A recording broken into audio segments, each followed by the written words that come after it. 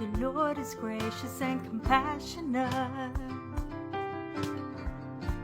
slow to anger and rich in love.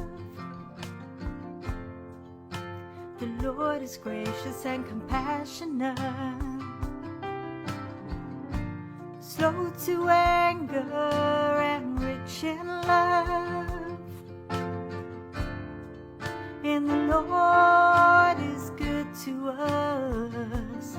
He has compassion on all that He has made.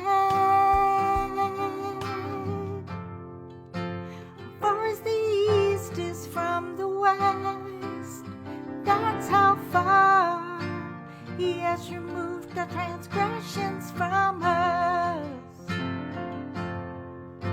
As far as the east is from the west, that's how far He has removed our transgressions from us.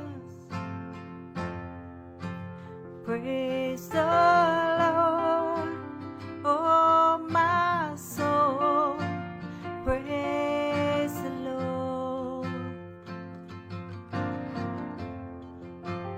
Praise the Lord, oh my soul, praise the Lord. The Lord is gracious and compassionate, slow to anger and rich in love. The Lord is gracious and compassionate,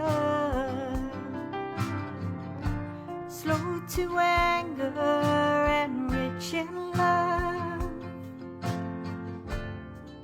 And the Lord is good to us. He has compassion on all that He has made.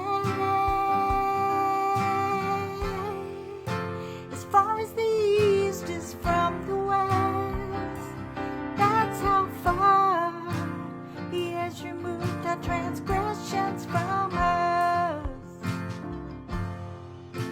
As far as the east is from the west, that's how far He has removed our transgressions from us. Praise the Lord, oh my soul, praise the Lord. Praise the Lord, oh my soul, praise the Lord.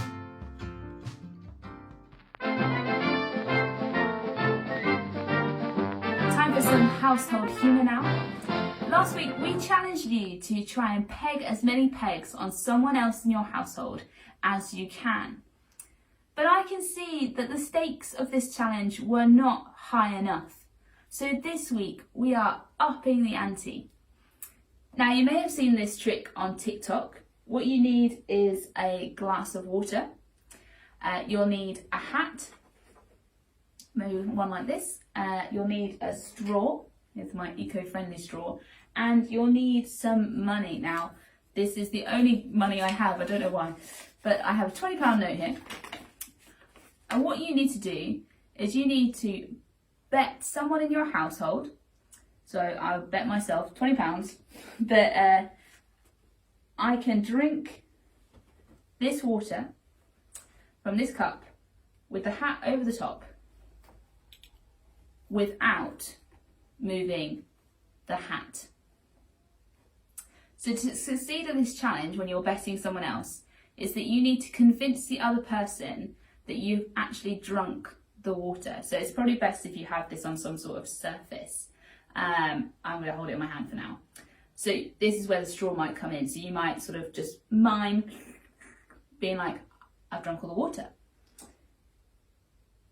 And because they're so convinced, you'll be like, I did it. You know, they'll want to prove that you haven't done it.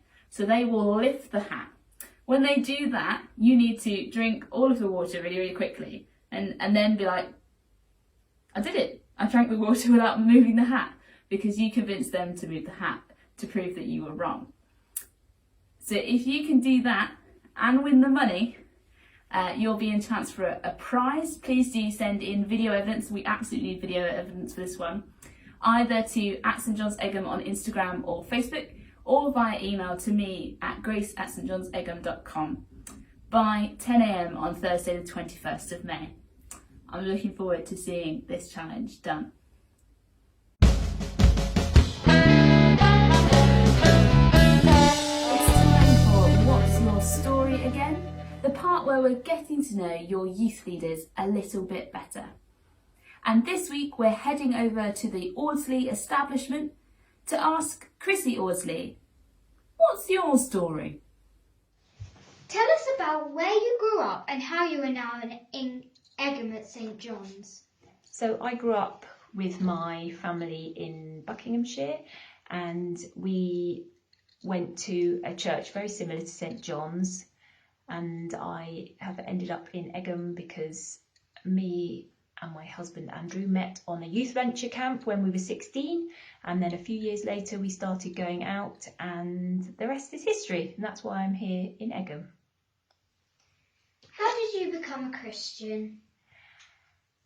So I was lucky enough to grow up in a church where there was really good teaching, and my family, my parents became Christians when I was quite young and had grown up in Christian families. So I wouldn't say I'd had big conversion moments like some people talk about.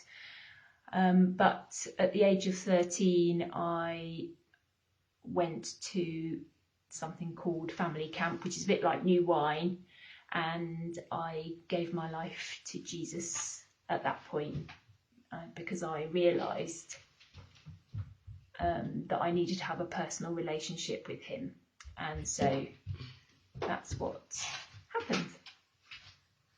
What might God be saying to you at the moment? So I think during this time it's been a really interesting time of learning, of reflection, of kind of inward searching, and a great time to pray because we're all at home. I think God is teaching me that I need to focus on him more rather than doing stuff that makes me feel like I'm useful or worthy, I guess. That I shouldn't be trying to earn favour from him or other people.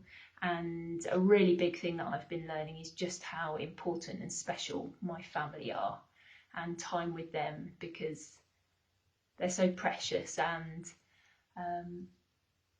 I think God's really teaching me that I need to give more of my time and more of myself to them. And we've had a really blessed time during this lockdown period. Yeah, and that's me.